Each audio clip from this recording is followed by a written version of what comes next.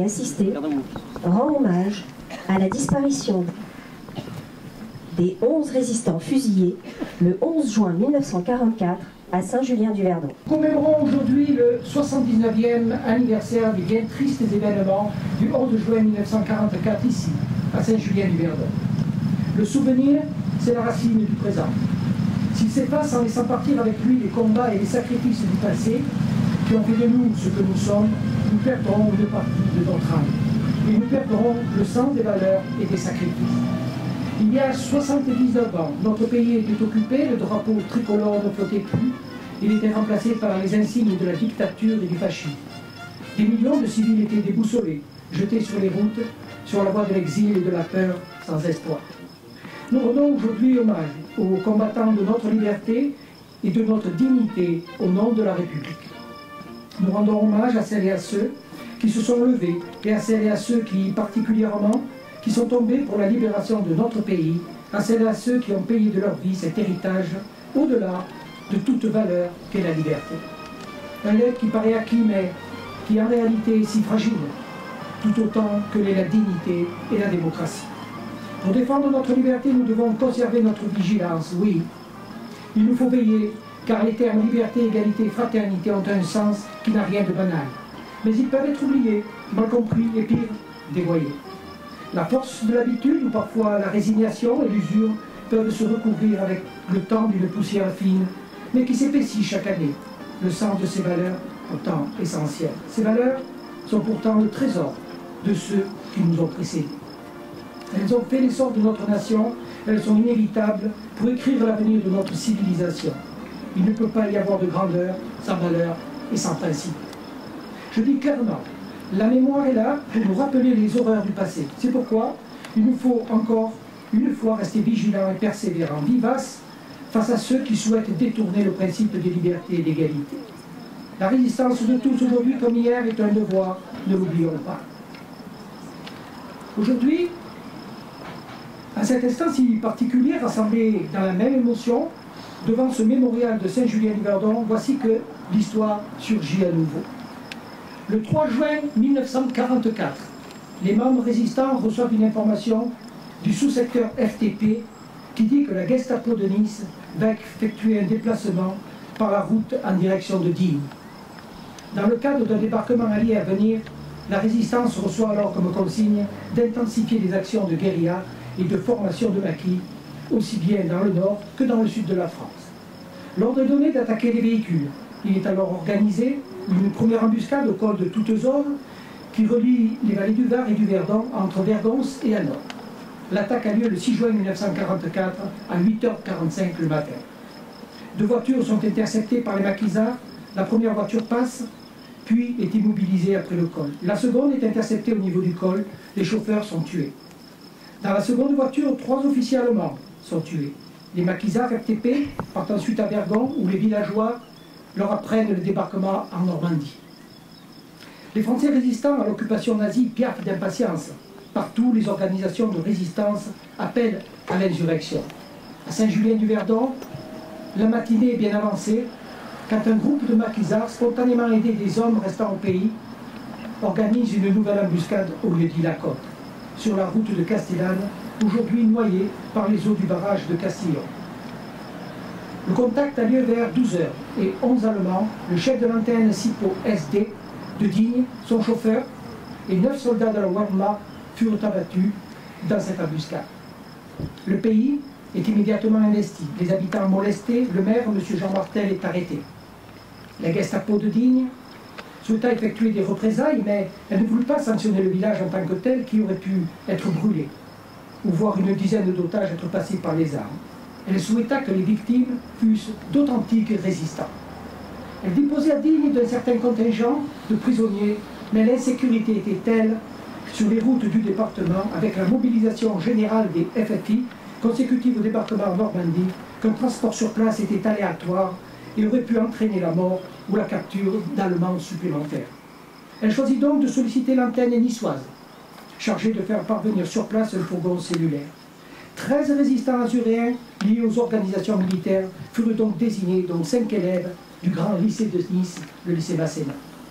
Jacques Adam, Césaire Aubé, Georges Baldo, Albin Bandini, Gilbert Campan, Nonce Casimiri, Roger Demonceau, Francis Gallo, Félix Jordan, Aimé Magnan, Roger Magnan, Apollin et Graffineau.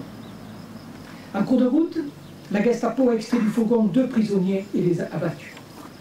Le convoi a poursuivi sa route, il est arrivé vers 5 h du matin, ici même. Le 11 juin, c'est un dimanche, comme aujourd'hui. Et partout, au lever du jour, triomphe le printemps. En dehors de la rue de Montagne, le paysage n'est qu'harmonie. Et dans la fraîcheur de souple ballonnement de cette vallée du Verdon, noyée de nos jours, une brume légère s'étend vers Castillon. La journée s'annonce riante et pleine de promesses. De bonne heure, Émile Rebaud, le maréchal Ferrand, vient s'assurer de la pousse des prés en bordure de la route. Tout est calme. Mais des gémissements attirent son attention. Il avance dans le champ et alors il comprend, ou plutôt, il refuse de comprendre. Il voit, lui qui a connu 1914, il voit et comprend l'horreur. Ils sont mutilés, sacrifiés, morts. Mais en bordure du champ, 2 d'entre eux gémissent. Alors, il court et leur parle. « Ne vous inquiétez pas, les gars, je vais chercher du secours, je reviens vite. » Et il part à travers champs. Il rencontre ainsi l'abbé Isnard, qui, revenant de célébrer une messe matinale à Castillon, soupçonnait déjà le drame. Car à l'aller, il avait été intercepté par les Allemands. Menacé d'exécution, il n'a dû son salut qu'à son calme, son courage et sa qualité d'ecclésiastique.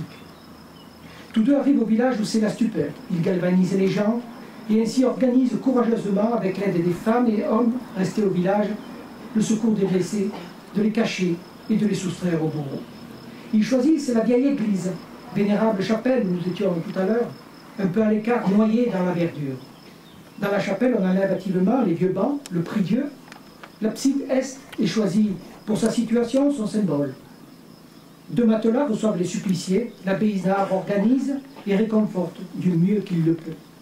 Puis, il s'en va en bicyclette à Castellane chercher un médecin ami. Ne le trouvant pas, il revient, continue sur Saint-André-les-Alpes et convainc le docteur Dozoul d'intervenir. Celui-ci vient à Saint-Julien apporter les soins, mais l'absence de médicaments et l'état des blessés le rendent bien pessimiste. Les 2 blessés qui, durant la nuit, parlent de leur arrestation et des circonstances de la tragédie. Après un voyage effectué de nuit, les 11 détenus parvinrent au petit jour sur les territoires de Saint-Julien-du-Verdon, là où nous sommes exactement. Les prisonniers reçurent l'ordre de se disperser dans ce pré, derrière moi, où sont implantés les drapeaux tricolores, sous le prétexte qu'ils étaient désormais libres, et pouvaient rentrer à pied à Nice. En fait, ils furent fauchés dans le dos par des rafales de mitraillettes. L'un d'eux, Aimé Magnan, mourra le matin. Le seul survivant, Jacques Adam, lutte encore, mais mourra le lendemain. Les corps des suppliciés sont alors rassemblés au nouveau cimetière aux fins d'identification, de toilettes mortuaires et, là encore, on peut évoquer le courage des personnes dévouées à cette triste besogne. Les Allemands n'ayant pas pour habitude de faciliter toute identification et tout hommage à leurs victimes, délibérément des femmes admirables. La gendarmerie de Castellane se rendit sur les lieux et put identifier 10 des 11 victimes. Le 11 le fut un peu plus tard. Des témoignages de gestes légendaires, apportant trop de lumière sur les uns et plongeant d'autres dans l'ombre de l'oubli, ne peuvent qu'affirmer le mérite d'une population déterminée, digne et dévouée. L'Allemand est ainsi resté avec ses cadavres d'innocents. Les habitants de Saint-Julien-du-Verdon ont voulu, eux, que le souvenir vive.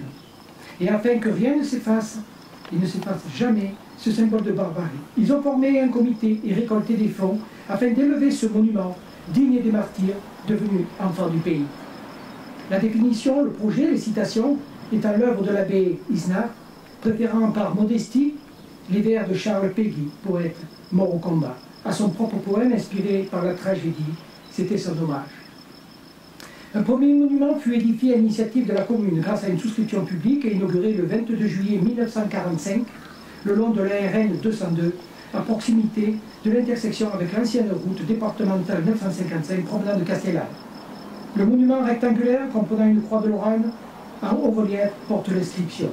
Ici, le 11 juin 1944 ont été lâchement abattus et dépouillés de tout par les Allemands 11 patriotes français, des groupes de résistants, corps francs de la libération et combats de la région de Nice et Puget-Thémy. Signalons qu'au cours de l'un de ses déplacements en province, le président de la République, Charles de Gaulle, visita le site et se recueillit le 10 décembre 1960.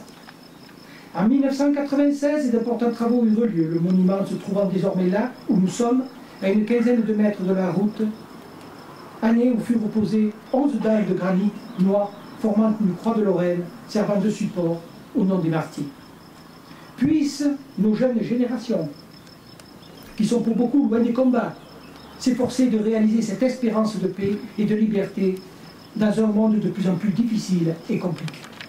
Qu'elles n'oublient jamais que nous vivons en paix grâce au sacrifice de celles et ceux qui ont combattu ou qui combattent toujours aux quatre coins du monde pour que vive la France. Vous tous, ici présents ce matin, vous êtes les porteurs de ce message. Il vous appartient dorénavant de le transmettre. C'est à tous nos morts que nous le devons.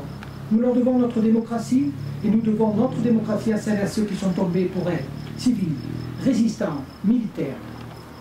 Nous allons fleurir ce mémorial au nom de la République, aujourd'hui une France libre, pour célébrer le rassemblement de la nation et rendre hommage à nos héros. C'est notre devoir et nous en sommes fiers. Que chacun, ceux qui habitent ici, comme ceux qui visitent notre village, puisse trouver en ce lieu de quoi nourrir sa foi en l'humanité et la certitude qu'il est possible de rester très simplement, très modestement, fidèle à sa conscience. Ayons à cœur, au moment où nous commémorons le 79e anniversaire des événements du 11 juin 1944, de nous souvenir de la dignité de l'homme, du respect du droit, et que pour les défendre, il ne faut jamais baisser les bras, mais au contraire, être prêt à s'engager dans une lutte continue. L'histoire ne s'est pas arrêtée en 1945, pas plus qu'elle ne l'avait fait en 1918. Et s'il est essentiel de commémorer les œuvres glorieuses, nous devons surtout nous souvenir du prix qu'il faut être prêt à payer pour la liberté et la fidélité aux idéaux de nos illustres devanciers. Nous souvenir de l'injonction si forte qui nous a été léguée, de savoir résister à toutes les tentations totalitaires, d'où qu'elles viennent. Aujourd'hui, tout particulièrement, nous devons nous souvenir que la connaissance d'hier est essentielle pour dès aujourd'hui préparer demain. Il reste bien heureusement pour la mémoire de ce temps des témoignages qui, sans exalter ce que fut la résistance, et sans trahir ni travestir la vérité, peuvent apporter aux yeux de tous une réhabilitation objective de ces moments de détresse et de déchirement. Je vais donner maintenant la parole aux enfants qui vont rendre hommage tour à tour aux 11 fusillés, puis Coralie, parente de l'abbé Isard, lira son poème. Emilia.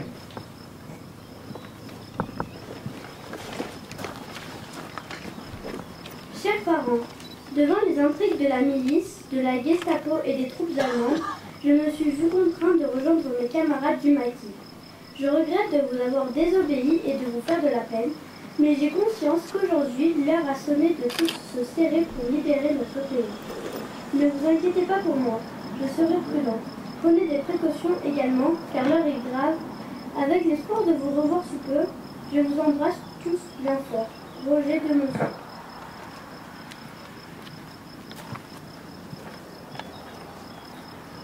11 garçons couchés, la face contre terre, comme des taches claires sur le verre du grand pré. 11 garçons fauchés par la haine infernale, par la fureur bestiale en ce matin d'été. 11 garçons vidés de leur ardente vie, celle-ci qui sourit dans les jeunes années. 11 corps torturés, bras en croix sur la terre. 11 vies décimées, on se tait, c'est la guerre. Ils étaient 11 et l'homme avait trahi.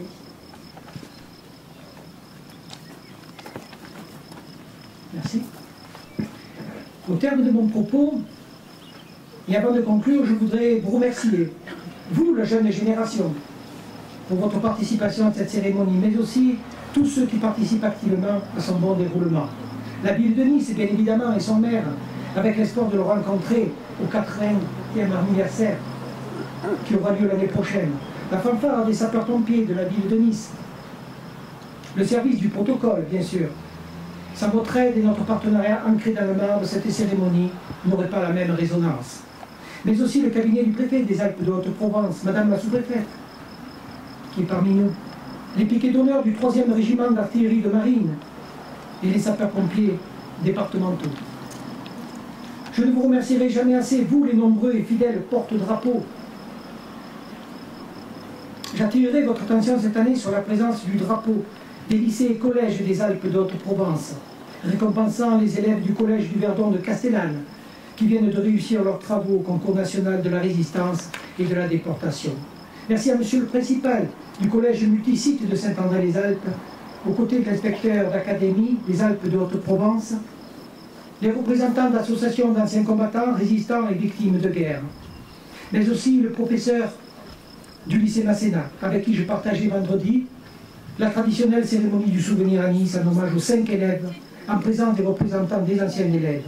Puisse ce geste annuel de ferveur contribuer à ce que la mémoire des Niçois ne faillisse point. Les élèves de l'école de Saint-André-de-la-Roche, aux côtés de monsieur le maire, les enfants de Saint-Julien-du-Verdon et des écoles primaires, à la compagnie de gendarmerie de Castellane, et enfin, à vous tous pour votre participation, sans oublier nos médias locaux et régionaux, les années passent. Et malheureusement, bon nombre de fidèles ne sont plus des nôtres, notamment ceux et celles qui contribuent activement à ce que vive cette cérémonie. Je vous remercie toutes et tous pour votre attention. Elle nous honore. Elle honore la mémoire collective. La parole est à monsieur Marc Chapuis, préfet des Alpes de Haute-Provence. Nous commémorons aujourd'hui un événement tragique de notre histoire. L'exécution de jeunes lycéens de Nice par les nazis le 11 juin 1944, il y a 79 ans, jour pour jour, à Saint-Julien-du-Verdon. Cet événement nous rappelle la brutalité et l'horreur de la guerre, mais aussi le courage et le sacrifice de ceux qui ont combattu pour notre liberté. Nous avons tous ressenti une émotion intense, monsieur le maire, lorsque vous nous avez rappelé le calvaire subi par ces 11 résistants fusillés. 11 jeunes gens qui étaient des patriotes. 5 étaient des lycéens âgés de 17 à 22 ans scolarisés au lycée Masséna de Nice. Ces jeunes hommes étaient pleins d'ambition et d'espoir. Ils s'étaient engagés dans la résistance. Ils avaient leur vie devant eux, mais leur destin a été brutalement interrompu par la barbarie nazie. Durant l'occupation, notre région, notre territoire a été le théâtre de nombreux actes de bravoure. Les embuscades et les déconvenues infligées aux occupants par des maquisards particulièrement actifs dans le secteur ont été sévères. Les combats quotidiens ont traversé les différentes vallées, coupant notamment la route entre Castellane et Digne. Acculée, la Gestapo, pour faire un exemple, décide alors de capturer des jeunes gens engagés dans la résistance à Nice.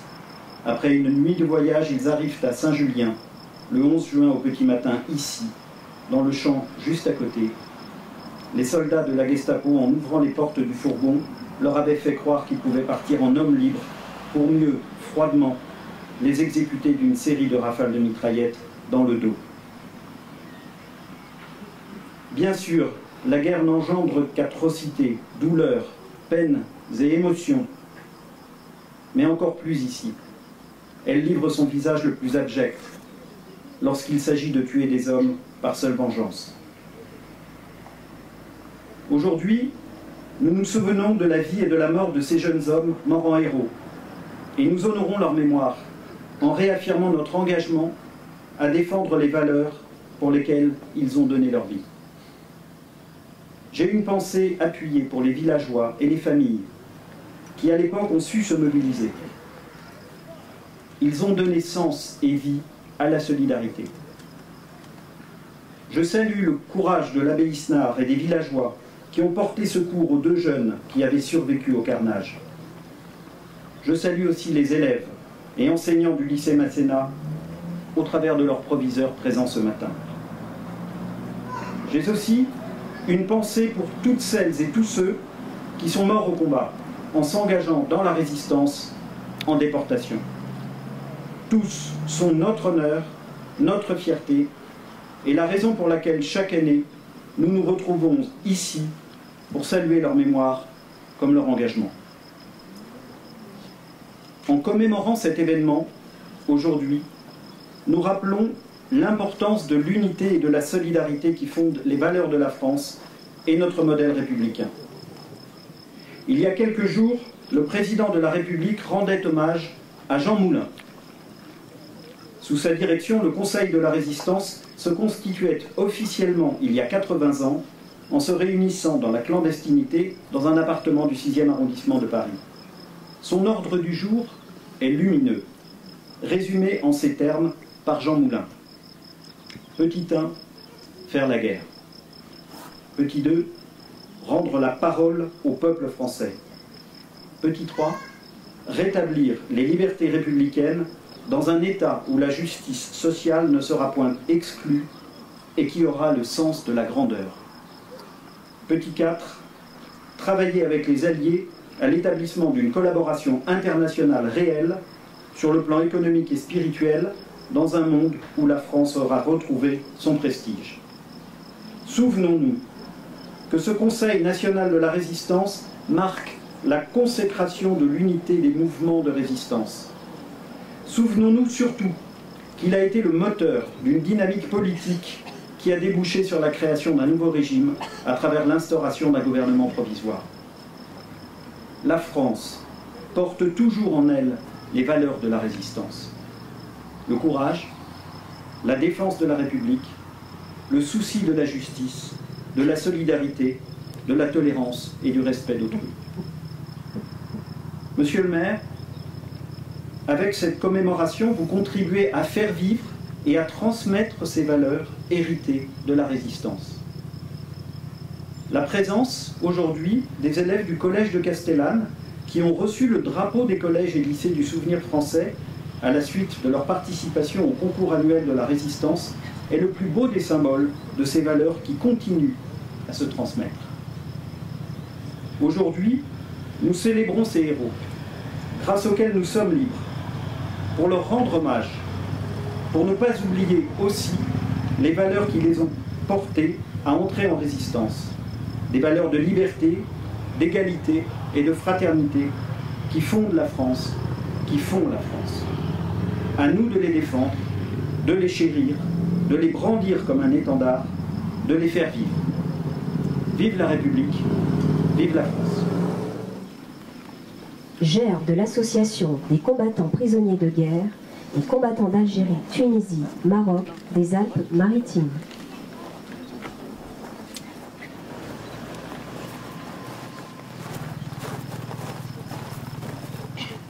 Gerbe de Monsieur le Président du Souvenir français des Alpes de Haute-Provence.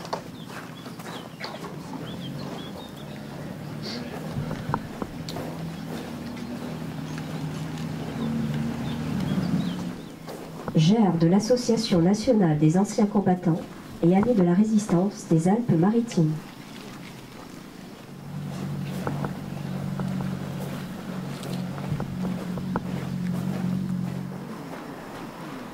Gerbe de l'Union française des anciens combattants des Alpes-Maritimes.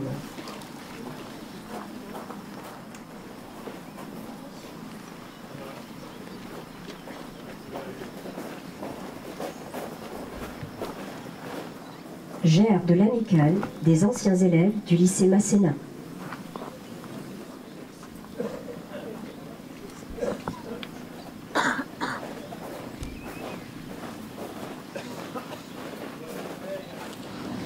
Gerbe du lycée Masséna.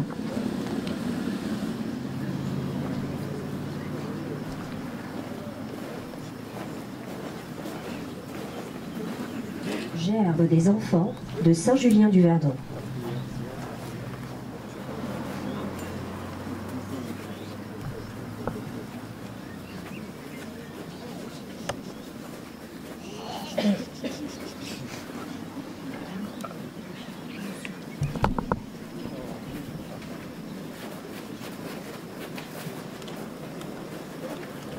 Gerbe de la communauté des communes Alpes-Provence-Verdon.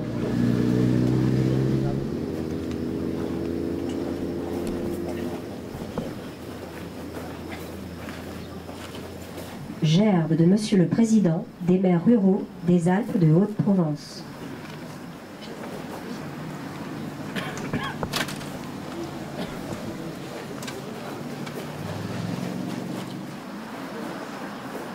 Gerbe de Monsieur le maire de Saint-André-de-la-Roche.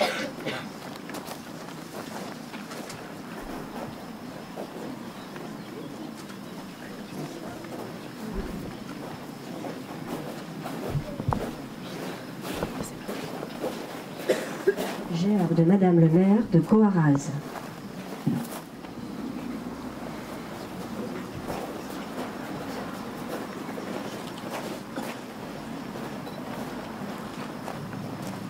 Gerbe de Monsieur le maire de Puget-Théniers.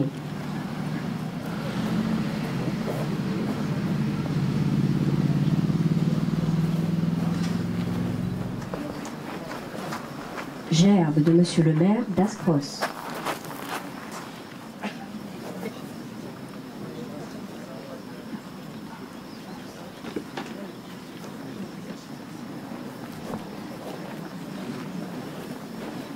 Gerbe de Monsieur le maire de Saint-Julien-du-Verdon.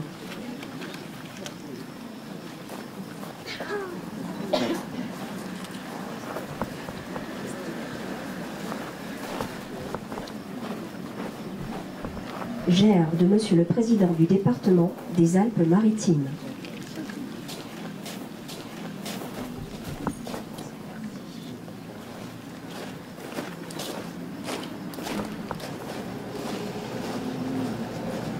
Gerbe de Monsieur le président du département des Alpes de Haute-Provence.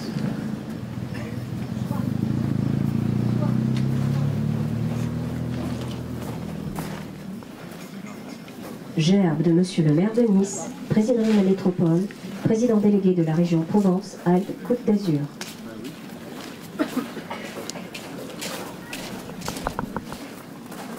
Gerbe de Monsieur le président de la région Provence-Alpes-Côte d'Azur.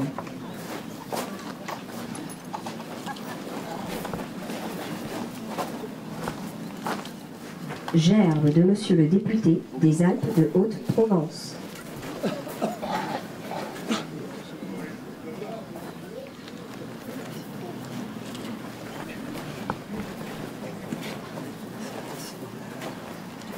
Gerbe de Monsieur le préfet des Alpes de Haute-Provence.